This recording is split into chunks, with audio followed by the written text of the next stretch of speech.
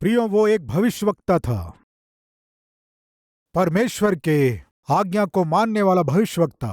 पर पता नहीं उसे क्या हुआ, एक दिन परमेश्वर के विरोध में खड़े हो गया, परमेश्वर के विरोध में निर्णय लिया, जिसके फलस्वरूप उस भविष्यवक्ता का जीवन डावाडोल हो गया, कष्टों में पड़ गया।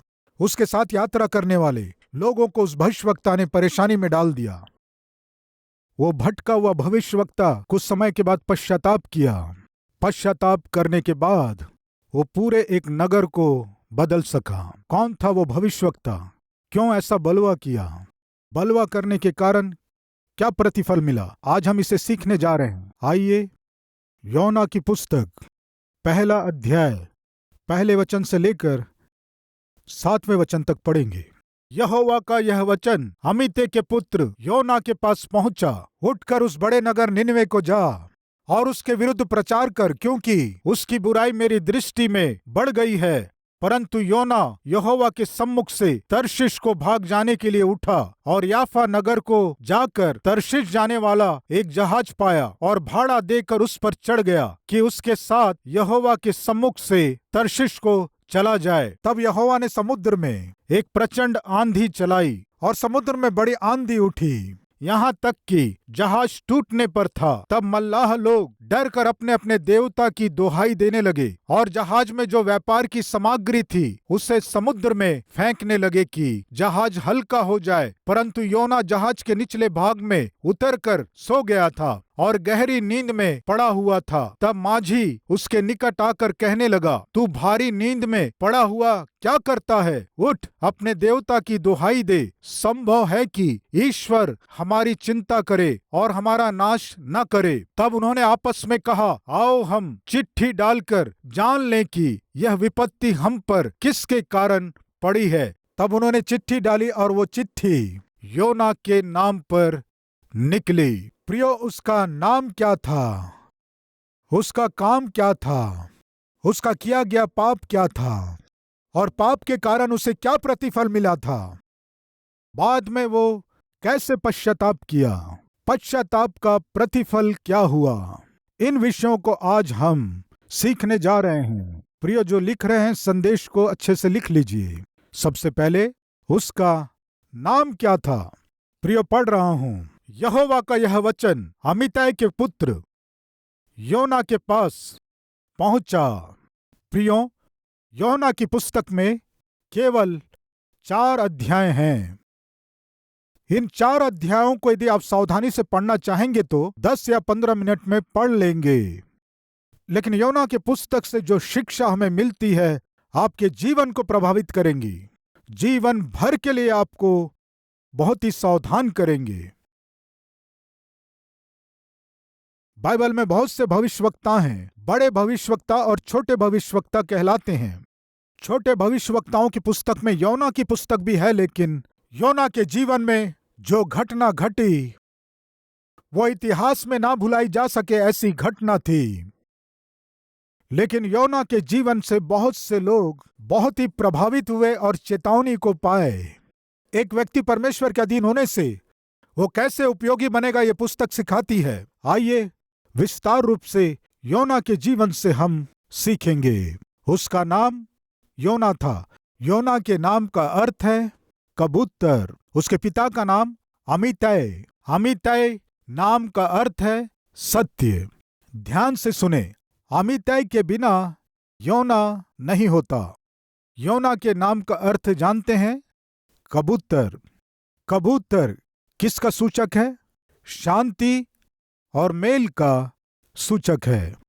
यानी योना शांति का सूचक है, अमित्ते सत्य का सूचक है। अमित्ते के बिना योना नहीं होता, वैसे ही सत्य के बिना शांति नहीं मिलेगी। वो सत्य ही मेरा प्रभु यीशु मसीह हैं। प्रियो, यीशु ने कहा, मैं ही मार्ग हूं, मैं ही सत्य हूं, मैं ही जीवन हूं। मेरे बिना कोई भी पिता के पास पहुंच नहीं सकता। इस तरह हम वचन में देखते हैं परमेश्वर जो सत्य हैं, यदि आपके जीवन में नहीं होने से परमेश्वर जो सत्य है उसके संदेश को और वचन को यदि आप स्वीकार नहीं करेंगे तो आपके जीवन में शांति पाना बिल्कुल संभव नहीं है। आप कोई भी क्यों ना हो, जहां से भी इस संदेश को सुन रहे हैं, वो सोशल मीडिया में हो सकता है, टीवी में हो सकता है, आप बेडरूम में बैठकर देख रहे हो, या हॉस्पिटल से आप देख रहे हो, या एक छोटे कमरे में बैठकर देख रहे हो, यात्रा करते हुए अपने सेल फोन में इस वचन को देख रहे होंगे। हो सकता है आज आपके जीवन में शांति ना हो, मेल ना हो, आनंद ना हो, आपका जीवन और आपका परिवार समस्याओं के जाल में फंसा हो, और ऐसे हाल में आप इस संदेश को सुन रहे हो, तो सुनिए, आपके जीवन में सत्य नहीं है, आपके जीवन में खराई नहीं है, आपके जीवन में धार्मिकता नहीं है, आपके जीवन में पवित्रता नहीं है। प्रियो, किसी के जीवन में सत्य ना होकर शांति को देख पाना संभव नहीं है। किसी के जीवन में खराई के बिना उसका उन्नति करना संभव नहीं है। किसी का जीवन परमेश्वर के लिए ग्रहण योग्य ना होकर उसका उपयोगी बनना संभव नहीं है। प्रियो, सत्य के बिना हम शांति को नहीं देख सकते। प्रियो, अमित है जो सत्य है, उसके बिना योना नहीं हो सकता, यानी शांति नहीं हो सकती। इस बात को हमें आज जान लेना है। आपको शांति चाहिए क्या? तो फिर आपको यीशु चाहिए, क्योंकि वे ही शांति के राजकुमार हैं।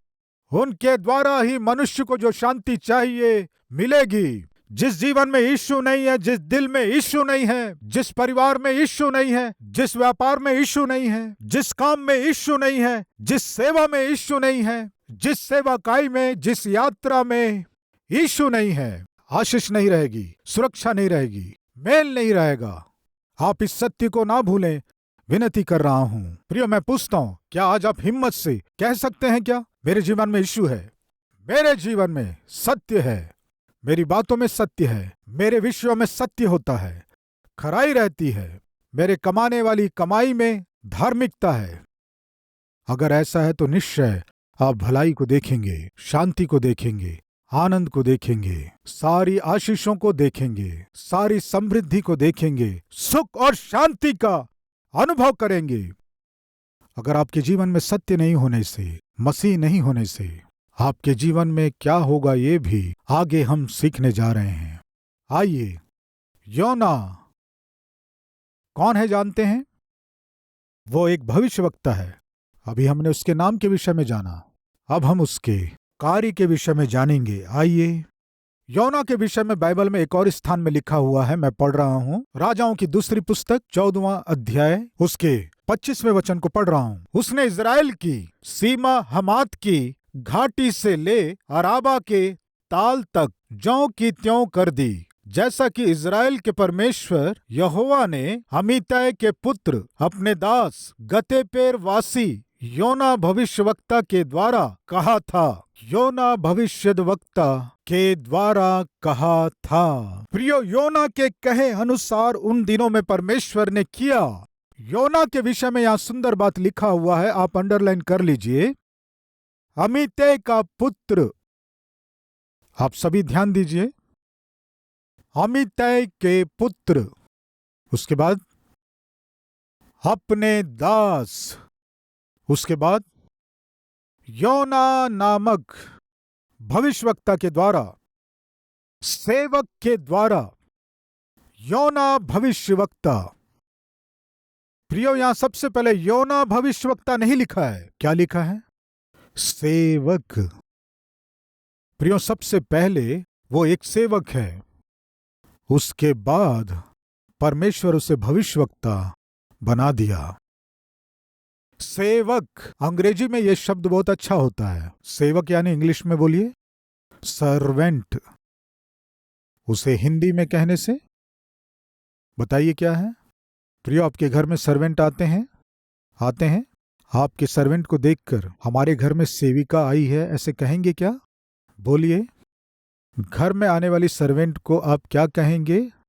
काम करने वाली। क्या कहेंगे? काम करने वाली। काम करने वाली यानी परिश्रम करने वाली। काम करने वाली यानी बहुत मेहनत करने वाली। काम करने वाली यानी वो मेहनत करके अपने आसपास के लोगों को सुख देने वाली। काम करने वाली यानी अपने आप को दीन करने वाली, कोई कुछ कहे तो उसे सह कर अपना काम करने वाली, दूसरों के लिए मेहनत करने वाली, परिश्रम करने वाली, शक्ति को और पसीने को खर्च करने वाली। प्रियो ध्यान दीजिए, भविष्यवक्ता यानी ऊंची पदवी है। भविष्यवक्ता यानी परमेश्वर और लोगों के बीच में बिछवाई है। भविष्यवक्ता यानी परमेश्वर की ओर से बोलने वाला। भविष्यवक्ता यानी परमेश्वर की ओर से राजा हो सकते हैं, सामान्य लोग हो सकते हैं, धनी हो सकते हैं, पढ़े लिखे लोग हो सकते हैं, कोई भी हो सकते हैं। परमेश्वर की ओर से बोलने वाला, परमेश्वर की ओर से बोलने वाला, परमेश्वर की ओर से लोगों को चेतावनी देने वाला, परमेश्वर की ओर से प्रजा के लिए भविष्यवक्ता के रूप में रहने वाले उस ऊंचे पदवी को योना पाने के पहले, स्वीकार करने के पहले वो कौन था जानते हैं? एक सेवक था। परमेश्वर आज हमें एक ऊंची पदवी को, ऊंची स्थिति को, ऊंचे अधिकार को देना है। हमें से बहुत से लोग चाहते हैं परमेश्वर मुझे आशीष देना है, अभी के स्थिति से और अच्छे स्थिति में ले जाना है, अभी जो स्तर है उससे ऊंचे स्तर में ले जाना है, अभी के पोस्ट में से ऊंचे पोस्ट में मुझे ले जाना है। वो आपके नौकरी में हो सकता है, व्यापार में हो सकता है, और आप जो सेवा कर रहे हैं, सेवाकाई कर रहे हैं, उसमें हो सकता है। आज की स्थिति में से और ऊंचे स्थिति में पहुंचना है और उत्तम स्थिति में पहुंचना है। सोच रहे हैं क्या? तो फिर सुनिए, सबसे पहले आपको क्या दिखाना है जानते हैं? एक सेवक के गुणों को। परमेश्वर आप में दीनता को नहीं देख पाएंगे तो, परमेश्वर आप में परिश्रम करने के गुण को नहीं देख पाएंगे तो, यदि आपको कोई बुरा कहे तब भी आप सहते हुए उल्टा जवाब ना देकर ऐसी दीनता को आप प्रकट कर पाएंगे तो प्रभु आपको ऊंचा करेंगे। वैसे ही सेवा में भाग लेने वाले सुनिए, कलीसिया की सेवाकाई में भाग लेने वाले सुनिए, यदि परमेश्वर आपको आशीष देना है तो आपके अंदर यह होना है कि मैं एक सेवक हूं। एलीशा को परमेश्वर एलिया के द्वारा भविष्यवक्ता के रूप में अभिषेक करो कहा। एलिया जाकर एलीशा को अभिषेक किया। क्यों? किस काम के लिए अभिषेक किया? एलिया के बाद भविष्यवक्ता के रूप में रहने के लिए एलीशा को अभिषेक किया। तुरंत एलीशा भविष्यवक्ता के वस्त्र नहीं पहना, तुरंत एलीशा ओ मैं भविष्यवक्ता हूं इस तरह टाइटल नहीं रखा। कई वर्षों तक एलीशा का नाम क्या था जानते हैं? एलिया का हाथ धुलवाने वाला एलीशा। एक दास एलिया को भोजन बनाकर देता था, एलिया के कपड़े धोता था, एलिया के बिछौने को तैयार करता था, एलिया के यात्रा करते समय उसके साथ रहकर सामान को उठाता था, एलिया के पुत्र के समान रहता था, एलिया के पास एक काम करने वाले के समान रहता था, एक दास के रूप में रहता था। एलीशा भविष्यवक्ता होने के पहले, परमेश्वर के द्वारा ऊंचा किए जाने से पहले एक दास के रूप में था। प्रिय, मुझको और आपको उद्धार देने के लिए स्वर्ग छोड़कर परमेश्वर का पुत्र प्रभु यीशु मसीह इस धरती में एक दास के रूप में ही जन्म लिया। परमेश्वर के स्वरूप में होकर भी परमेश्वर के तुल्य होने को अपने वश में ना रखा। मेरे और आपके लिए वो यीशु मसीह इस धरती में अपने आप को शून्य करके दास का रूप धारण किया। प्रियो, हर एक मसीही एक दास है, हर एक मसीही बहन एक दासी है। सबसे पहले हम परमेश्वर के दास हैं और परमेश्वर के नाम से दूसरों के लिए हम दास हैं। प्रियो, यदि आप आशीष पाना चाहते हैं, ऊंचे किए जाना चाहते हैं, तो अपने आप को दीन कीजिए, दीनता का स्वभाव दिखाइए। परमेश्वर निश्चय हमें आशीष देंगे। प्रियो, एक पिता और उसके दो पुत्र रेलवे स्टेशन में उतरे। प्रियो, पिता दोनों पुत्रों को बाइबल कॉलेज में ज्वाइन करके उन्हें उपयोगी बनाना है, इस आशा के साथ उस नगर में आए। रेलवे स्टेशन से बाहर आने से एक घोड़ा गाड़ी वहां से गुजर रही थी। उन दिनों वाहन अधिक नहीं थे, टैक्सी भी नहीं थे, घोड़ा गाड़ियों को ही वाहन के रूप में उपयोग करते थे। सामने से घोड़ा गाड़ी जा रहा था, तब उस घोड़ा गाड़ी को जोर से बुलाए, घोड़ा गाड़ी। इस तरह जोर से बुलाने से वो रुक गया, आकर बोला, क्या बात है? हम फलाने बाइबल कॉलेज में जाना चाहते हैं, ले जाओगे क्या? हाँ, ले जाऊंगा। जल्दी से घोड़े गाड़ी से नीचे उतरा, उन बच्चों के पेटियों को और सारे सामान और उनके बैग्स को लिया और सारा सामान उसने घोड़े गाड़ी में रखकर कहा, बैठ जाइए। बैठा लिया। और उनसे पूछा कहाँ जाना है। फलाने बाइबल कॉलेज में जाना है। प्रियो, उस बाइबल कॉलेज का नाम क्या है जानते हैं? D.L. Moody Bible college. प्रियो, पूरे विश्व में एक प्रसिद्ध प्रभु के दास थे D.L. मूडी जी। उनके नाम से उस बाइबल कॉलेज की स्थापना किए थे।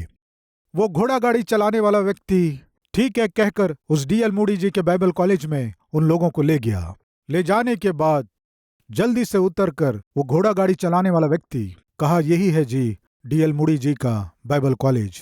उन दोनों पेटियों को उठाकर, जो बहुत भारी थे, ले जाने लगा। प्रियो, कॉलेज में ज्वाइन हो रहे हैं तो सूटकेस लेकर थोड़ी जाएंगे, नहीं जाएंगे। बड़े बड़े लोहे के पेटी, भारी पेटी, बहुत ही भारी पेटी उन्हें उठाकर उस रिसेप्शन में रख दिया और दूसरा पेटी लेने के लिए गया। लाकर रिसेप्शन में रखा और कहा, यही आपका कॉलेज है। और कहा, आपके बच्चे अच्छे से पढ़ना है, अच्छे व्यक्ति बनना है। खुशी की बात है कहकर जा रहा था तो रुको, पैसे ले लो। कहने से कोई बात नहीं है, पैसे रहने दीजिए, आपके बच्चे प्रभु की सेवा करें, इससे अच्छी बात क्या हो सकती है। कहने से ठीक है, thank you, praise the Lord, भेज दिए। वो चला गया।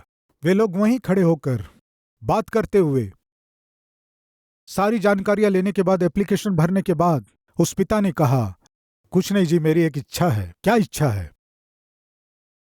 मेरे बच्चे इसी बाइबल कॉलेज में पढ़ने जा रहे हैं, किसी न किसी दिन D.L. मूडी जी को देख लेंगे, लेकिन मैं भी जाने से पहले एक बार D.L. मूडी जी को देखने की आशा कर रहा हूं। एक बार मैं उन्हें देख सकूं, ऐसा अवसर देंगे क्या? D.L. मूडी जी को कभी देखे नहीं क्या? कभी नहीं देखे जी। ये क्या है? नहीं देखना क्या है?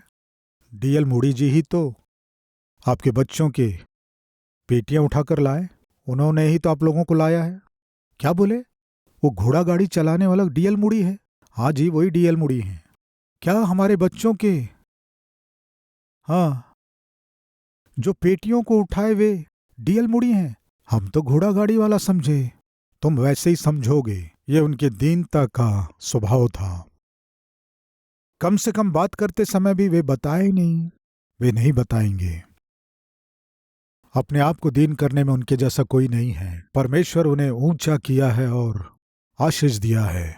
प्रियो, हमें ऊंचा किया जाना है तो एक पति के रूप में आपको पहचान पाना है, तो एक पत्नी के रूप में परमेश्वर आपको पहचान कर ऊंचा करना है, तो एक विद्यार्थी के रूप में परमेश्वर आपको ऊंचा करना है, तो एक एम्प्लॉय के रूप में परमेश्वर आपको, जहां आप काम करते हैं, आपके पहचान को बढ़ाकर एक उत्तम स्थान में आपको बैठाना है, तो आप में थोड़ा भी घमंड दिखाई देने की अनुमति नहीं है। प्रिय, बाइबल बताती है नाश होने से पहले घमंड होता है और महिमा पाने से पहले नम्रता होती है। इस सत्य को ना भूलें, प्रभु में विनती कर रहा हूं। योना भविष्यवक्ता था, लेकिन बाइबल बताती है भविष्यवक्ता होने से पहले योना क्या था? एक दास था। लेकिन आज के मसीही जगत में, मसीही सेवकाइयों में एक दुख की बात क्या है जानते हैं? सेवा करने का बोझ ना होकर, दीनता ना होकर, सामने वाले व्यक्ति का आदर करने का स्वभाव ना होकर, घमंड के साथ, अभिमान के साथ, अहम के साथ जीने वाले लोग सेवकाई में और सेवा में और कलीसिया में घुस गए हैं। उनके बातों में दीनता दिखाई नहीं देती है, उनके व्यवहार में दीनता नहीं दिखाई देती है, सामने वाले के प्रति आदर नहीं दिखाई देता है। जैसे वे ऊपर से टपके हों। इंटरनेट के सारे इंफॉर्मेशन को पढ़कर, बहुत सी पुस्तकों को पढ़कर धुआंधार प्रचार करते हैं, लेकिन कहीं भी मसीह का स्वभाव उनके जीवन में दिखाई नहीं देता है। मसीह का स्वरूप या दास का स्वरूप उनमें दिखाई नहीं देता है। उनके बातों में घमंड दिखाई देता है, उनके बैठने के तरीके में घमंड दिखाई देता है, उनके व्यवहार में घमंड दिखाई देता है, उनके प्रचार में घमंड दिखाई देता है, उनके पूरे जीवन में घमंड, अहम स्पष्ट दिखाई देता है। प्रियो, मैं हमेशा कहता रहता हूं, जब आप किसी सेवक को स्टेज में देखते हैं, स्टेज में सेवक को देखकर उनकी आप बड़ाई मत कीजिए। उस प्रचारक के प्रचार को सुनकर ये कितना ज्ञानी है मत कहिए। स्टेज से उतरने के बाद उनके जीवन को देखिए। उस स्टेज से उतरने के बाद उस व्यक्ति के व्यक्तित्व को देखिए, उस व्यक्ति के व्यवहार को देखिए, उस व्यक्ति के कैरेक्टर को देखिए, उस व्यक्ति के आत्मिकता को देखिए। प्रिय, एक व्यक्ति को परमेश्वर यदि ऊंचाइयों में ले जाना है तो उस व्यक्ति को कैसे रहना है? सेवक होना है, दीन स्वभाव का होना है। यीशु मसीह जगत का उद्धारकर्ता होने से पहले एक दीन के रूप में जीवन व्यतीत किया। इतना अधिक दीन बने कि यीशु अपने चेलों के पांव धोए। प्रिय, योना का काम था भविष्यवक्ता। भविष्यवक्ता बनने से पहले एक सेवक था, एक दास था। प्रिय, बहुत से लोग कलीसिया में मुखिया बनना चाहते हैं, अध्यक्ष बनना है, सचिव बनना है, खजांची बनना है, कमेटी में रहना, अधिकार चलाना है, पदवी को चाह रहे हैं, लेकिन क्या उनमें दास का स्वभाव है? उनमें कलीसिया की भलाई के लिए परिश्रम करने वाला, कलीसिया की भलाई के लिए, कलीसिया की उन्नति के लिए, कलीसिया के अगुवे का सहायक बनने का स्वभाव, वचन के अनुसार का जीवन, दीनता, मेहनत करने का स्वभाव, परमेश्वर जो जिम्मेदारी दिया उसे अच्छी रीति से करने का स्वभाव कितने लोगों में आज दिखाई देता है? बहुत से स्थानों में कलीसिया के बड़े लोग हैं, कह रहे हैं, लेकिन वे सब गद्दार हैं। परमेश्वर की कलीसिया में रहने वाले भेंटों को चुराने वाले चोर ऐसे कितने आज कलीसिया में सेवा में नहीं है? बताइए। उनमें दास का स्वरूप दिखाई नहीं देता है, दीनता दिखाई नहीं देता है, आत्मिकता दिखाई नहीं देता है। मैं फिर से बता रहा हूं, शनिवार को जो अच्छे से पीता है वो रविवार को आकर भेंट की थैली पकड़ता है। शनिवार की रात मिलकर शराब पीने वाली टीम रविवार को आकर रोटी और दाख रस सारी कलीसिया को बांटते हैं। उसके बाद पूरे ऑफरिंग को गिनते हैं, उसमें से कुछ मार लेते हैं और कुछ पैसे चुरा लेते हैं। कौन है ये लोग? बताइए। कलीसिया के मुखिया हैं? ये लोग चोर हैं। प्रियो, इस संदेश को सुनने वालों में कोई है क्या? आप किसी कलीसिया के मुखिया हैं तो सुनिए। सबसे पहले परमेश्वर आप में दास को देखना है, दीनता के स्वभाव वाले व्यक्ति को देखना है, मेहनत के साथ कलीसिया की उन्नति के लिए, भलाई के लिए हर समय परिश्रम करने वाले एक व्यक्ति को देखना है, प्रार्थना करने वाले को देखना है। ऐसे सोचना है कि मुझे मेहनत करके दूसरों को सुख देना है, मैं परिश्रम करके अपने आसपास के लोगों को परमेश्वर से मिलाना है। ऐसा स्वभाव ही एक असली दास का स्वरूप है। प्रिय मित्रों, उस दिन योना भविष्यवक्ता के रूप में बुलाया गया, लेकिन उसके पहले वो एक दास था। एक दास ही यदि विश्वास योग्य होने से भविष्यवक्ता के रूप में उत्तम पदवी को पा सकता है।